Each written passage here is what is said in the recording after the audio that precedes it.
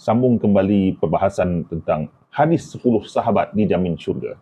Dalam kesempatan kali ini, saya ingin membawa tuan-tuan meneliti kata-kata ulama Ahlus Sunnah dari Saudi Arabia yang bernama Syekh Farhan Al-Maliki yang membuat kesimpulan bahawa status hadis 10 sahabat dijamin syurga adalah palsu. Hadis ini menjadi sandaran bagi kaum yang mendewa-dewakan sahabat Nabi sehingga menutup akal yang waras. Dan jika kita fikirkan kembali, bagaimanakah orang yang dijamin syurga bertindak menumpah darah antara orang yang dijamin syurga dengan orang yang dijamin syurga di medan perang. Saya akan jelaskan lagi dalam episod akan datang. Sekarang, mari kita dengar sebentar penjelasan Syekh Farhan Al-Maliki. نحن عندنا خطأ كبير في مسألة التمجيد الكبير الذي ذكرته، يعني مثل أحاديث التبشير بالجنة. هذا الحديث اختلف فيه حتى أهل الحديث في صحته، مثل حديث العشرة المبشرين بالجنة، هذا ليس صحيحا، بمعنى هو حديث آحاد تخالفه أحاديث متواترة، وليس في الصحيحين بالمناسبة، يعني الناس يظنونه في الصحيحين، وأنه حتى لو وجد هناك أحاديث آحاد تخالف أحاديث متواترة، وإلا لماذا يخشون؟ لماذا يعني عمر رضي الله عنه يقول ليتني كنت كذا ليتني كنت جذعا يذبحني أهلي ويصرفونني ويفعلون. إذا كان يعرف أنه في الجنة لماذا يتمنى هكذا؟ وكذلك أبو بكر عندي جمعت أنا أحاديث سميتها توبة أبي بكر، يعني من سائر ذنوبه ربما منها هذه المخالفة، تمنيات هائلة أنه هذا الذي أوردني هذا الموارد، ليتني كنت مثل هذا الطير، ليتني كنت كذا. فالأحاديث العشرة هذه وضعت يعني هذا الحديث الذي أظنه أنا من خلال جمعي له تأمله ومقارنة بغيره أنه حديث موضوع، وليس هناك 10 مبشرون بالجنة، وإنما مع اعترافي بأن لهم جهاد ولهم فضل ولهم صحبة، لكن الغلو فيهم مشكلة، كما أن الحط عليهم وكما وجدت في بعض الكتب الشيعية والحكم عليهم بالنار وأنهم في كذا وكذا أيضا خطأ. نحن نترك الأمر لله عز وجل، نقول أن هذا الحديث صحيح وأن النبي أراد به عندما نجمعه هكذا، من خالفه هذه معصية يقدرها الله عز وجل، من الذي جهل، من الذي لم يجهل، من الذي نعم سوف نأتي لاحقا إن شاء الله فضيلة الشيخ. هذه أمور عند الله عز وجل. تفضل. Ini adalah kata-kata ulama Ahlus Sunnah. Anda telah mendengar tadi, beliau tidaklah fanatik sebagaimana Sunni yang biasa kita temukan. Apa yang saya nampak di sini, kalau hadis 10 orang sahabat Nabi dijamin syurga sahih statusnya, kenapa ia tidak digunakan tatkala Abu Bakar merampas kekhalifahan di Saqifah? Sedangkan Umar menyatakan bahawa kekhalifahan Abu Bakar terjadi secara tiba-tiba. Sebagaimana yang diriwayatkan dalam kitab Sahih Al-Bukhari, Umar Al-Khattab berkata, "Innama kanat bai'atu Abi Bakrin faltatan wa tammat ala wa innaha qad kanat kadzalika walakin Allah waqqa syarraha." Sesungguhnya bai'ah, iaitu pengiktirafan pelantikan terhadap Abu Bakar, hanyalah terjadi secara terburu-buru tanpa persediaan. Namun ia tetap sempurna terselesaikan. Ketahuilah bahawa ia memang terjadi demikian. Tetapi Allah telah memelihara umat daripada kejahatannya. Jadi tuan-tuan sekalian, kalau hadis 10 orang dijamin syurga ini benar-benar wujud, sudah tentu tidak ada pertikaian di kalangan para sahabat Nabi. Dan realitinya tidak ada ijma' pertambalan Abu Bakar sebagai khalifah. Baik, kembali kepada kata-kata ulama Ahlus Sunnah tadi, Syekh Farhan Al-Maliki, bahawa Abu Bakar dan Umar berharap tidak menjadi manusia. Dan ini tidak sepatutnya terjadi sekiranya mereka dijamin syurga. Mari kita lihat dalam kitab Kanzul Ummal, jilid yang ke-12, muka surat 528. رأى أبو بكر طيرا واقفا على شجرة فقال طوبى لك يا طير والله لوددت أني كنت مثلك تقع على الشجرة وتأكل من ثمر ثم تطير وليس عليك حساب ولا عذاب والله لوددت أني كنت شجرة في جانب الطريق مر علي جمل فأخذني فأدخلني ففلكني ثم أزدرني ثم أخرجني بعرا ولم أكن بشرا. Berbahagialah engkau wahai burung, demi Allah sesungguhnya aku berharap bahawa aku ini seperti engkau. Engkau bertenggek di atas pohon memakan buah-buahan, kemudian engkau terbang dan tidak ada hisabmu serta tidak ada azab. Demi Allah, sesungguhnya aku berharap bahawa aku ini sebatang pohon di tepi jalan. Lalu seekor unta melewatiku, mengambilku, memasukkan aku ke dalam mulutnya, lalu mengunyahku, kemudian menelanku, kemudian mengeluarkan aku sebagai kotoran unta, dan aku tidak dicipta sebagai manusia. Tuan-tuan sekalian, hadis ini digunakan oleh ulama Ahlus Sunnah untuk mengeluarkan fatwa dibolehkan berangan-angan untuk menjadi makhluk lain. Seperti yang anda lihat dalam laman Islam Web, perhatikan di sini, hadis yang saya bacakan tadi dijadikan dalil bahawa manusia boleh merintih dan menyesal kerana dicipta sebagai manusia. Dalam kitab Jami' Al-Ahadith karangan Jalaluddin As-Suyuti, jilid yang pertama muka surat 51, tersebutlah riwayat Abu Bakar melihat burung lalu berkata, "Tuba laka ya usfur ta'kulu minas samar wa tatiru fil ashjar." Berbahagialah engkau wahai burung pipit, engkau memakan buah-buahan dan terbang di antara pepohonan. La hisaba 'alaika wala 'azab. Tidak ada hisab ke atasmu dan tidak ada azab. Wallahi lawadattu anni kabshu yusamminuni ahli. Demi Allah, sesungguhnya aku berharap bahawa aku ini menjadi seekor kambing jantan yang digemukkan oleh keluargaku. Fa iza kuntu a'zama ma kuntu wa asmanahu yazbahuni fayaj'aluni ba'di shiwa'un wa ba'di qadidan. Sehinggalah apabila aku berada dalam keadaan paling besar dan paling gemuk, mereka menyembelihku, lalu mereka menjadikan sebahagian daripadaku sebagai daging panggang. Summa akaluni summa alquni aziratan fil hash. Sebahagian lagi sebagai daging kering, kemudian mereka memakanku, lalu mereka membuangku sebagai najis di tempat pembuangan. Wa anni lam akun khuliqtu basyaran, dan aku berharap bahawa aku tidak diciptakan sebagai manusia. Demikian juga tuan-tuan sekalian, Umar Al-Khattab, dia juga mempunyai angan-angan untuk menjadi makhluk lain, yang menurut Syekh Farhan Al-Maliki bertentangan dengan hadis 10 orang sahabat dijamin syurga. Dalam kitab Hayatus Sahabah karangan Al-Kandahlawi, yang merupakan salah satu kitab mu'tabar Ahlus Sunnah, jilid yang kedua muka surat ke-352 hingga 353. Umar Al-Khattab berkata, "Ya laitani kuntu kabsha ahli." Alangkah baiknya sekiranya aku ini menjadi kambing jantan kepunyaan keluargaku. Yusamminunani ma bada lahum hatta idza kuntu asmana ma akunu. Zarahum ba'du ma yuhibbun. Mereka menggemukkan aku sekelumit yang mereka mahu. Sehinggalah apabila aku berada dalam keadaan paling gemuk yang pernah ada, maka seseorang yang mereka kasihi datang mengunjungi. Faja'alu ba'di shiwa. Lalu mereka menjadikan sebahagian dagingku sebagai daging panggang.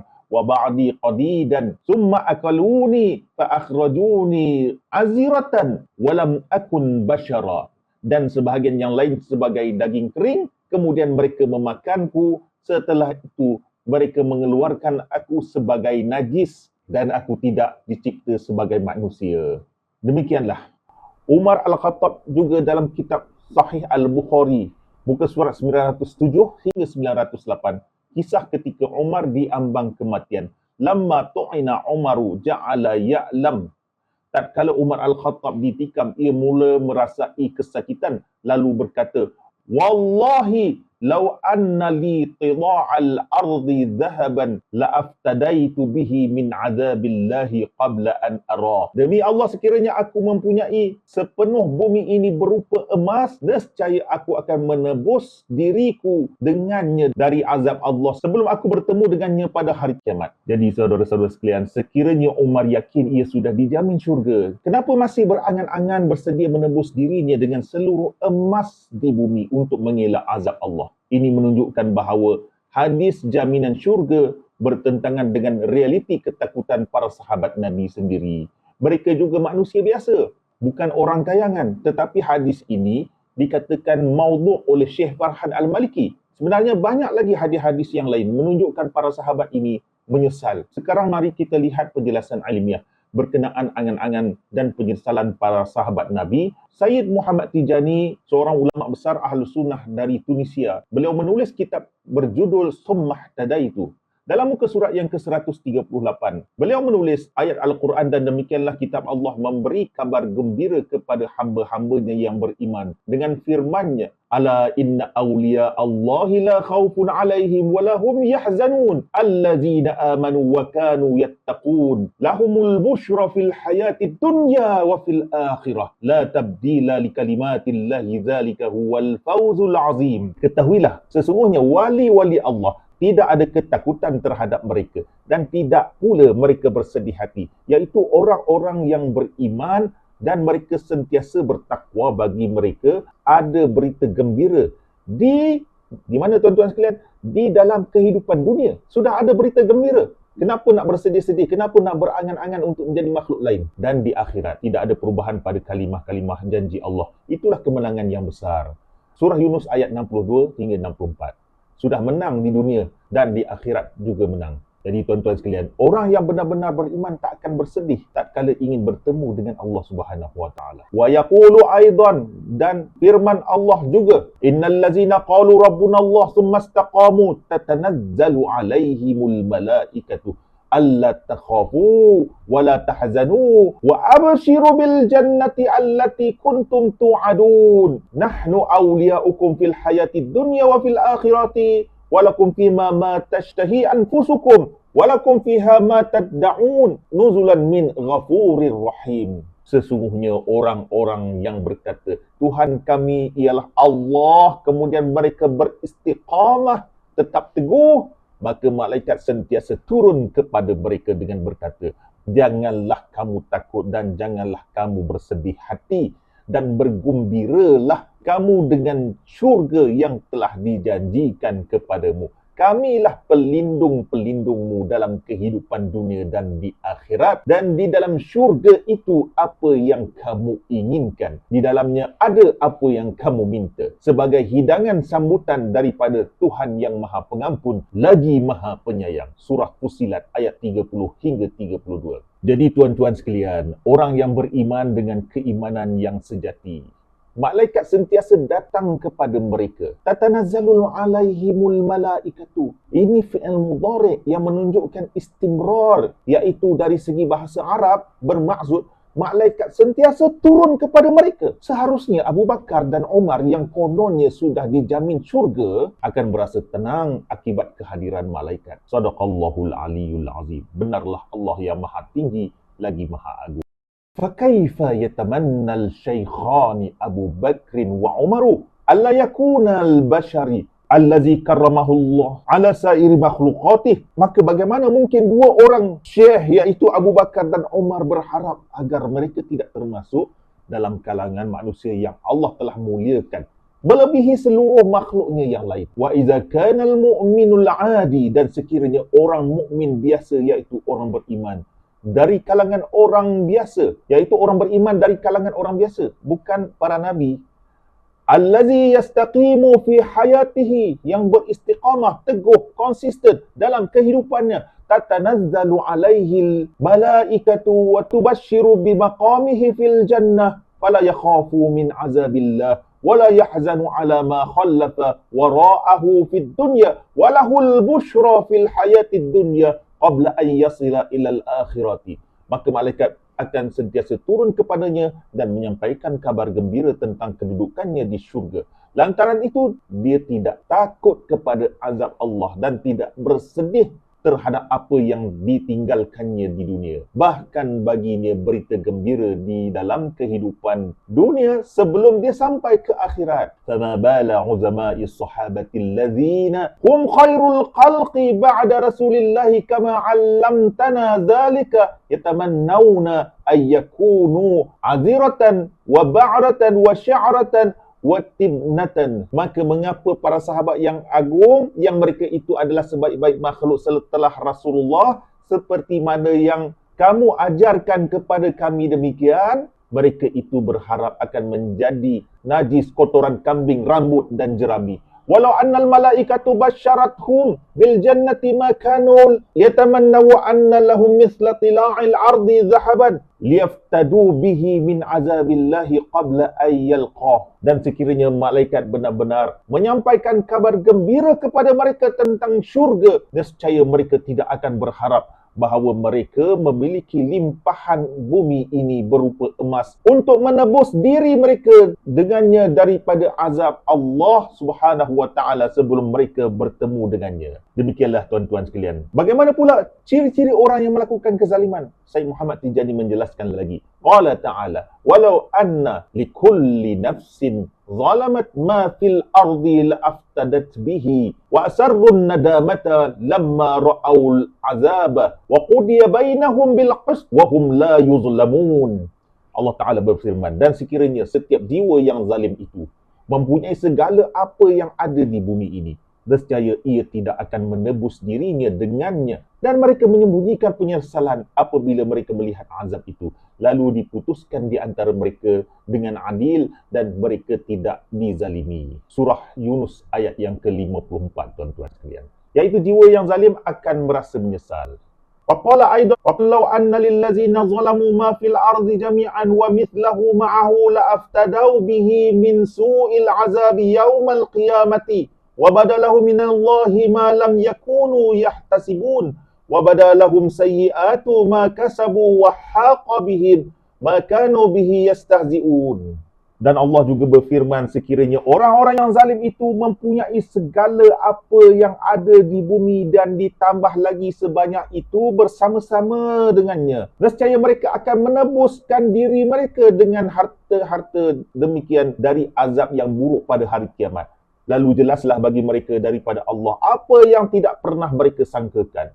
Jelaslah bagi mereka keburukan apa yang mereka usahakan. Dan mereka diliputi azab apa yang dahulu mereka perolok-olokkan. Surah Az-Zumar ayat 47 hingga 48. Wa innani atamanna min kulli qalbi alla tashmala hadhihi al-ayatu sahabatu kibaran amthala Abi Bakrin As-Siddiq wa Umar Al-Faruq.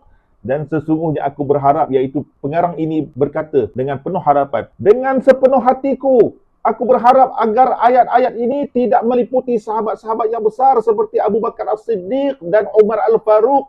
Begitulah hakikat yang dijelaskan Al-Quran. Orang beriman yang sejati, yang beristiqamah, yang didatangi malaikat dengan kabar gembira akan menyebabkan mereka tidak takut dan tidak bersedih. Manakala orang yang zalim akan menyesal dan sanggup menebus diri mereka dengan seluruh isi bumi apabila melihat azab. Saudara-saudara sekalian, hadis 10 sahabat dijamin syurga jelas bertentangan dengan Al-Quran dan hakikat sikap sebenar para sahabat Nabi sendiri. Sekiranya hadis ini benar, maka Abu Bakar dan Umar tidak akan berharap menjadi makhluk hina seperti najis atau kambing yang disembelih. Umar tidak akan berkata ingin menebus dirinya dengan seluruh emas di muka bumi. Oleh itu, ini disebabkan itu adalah sifat orang yang zalim, bukan sifat orang yang dijamin syurga. Seterusnya saudara-saudara sekalian, tidak akan berlaku pertikaian di Saqifah mengenai perlantikan khalifah kerana semua sahabat akan menerima kepimpinan orang yang dijamin syurga. Justru itu tuan-tuan sekalian, hadis ini tidak boleh dijadikan hujah untuk mengangkat seseorang sahabat ke tahap maksum, bersih atau untuk tujuan legitimasi politik, juga justifikasi melampau iaitu ghulu. Wassallallahu ala sayyidina Muhammadin wa ala alihi tahirin. Bertemu lagi dalam episod akan datang.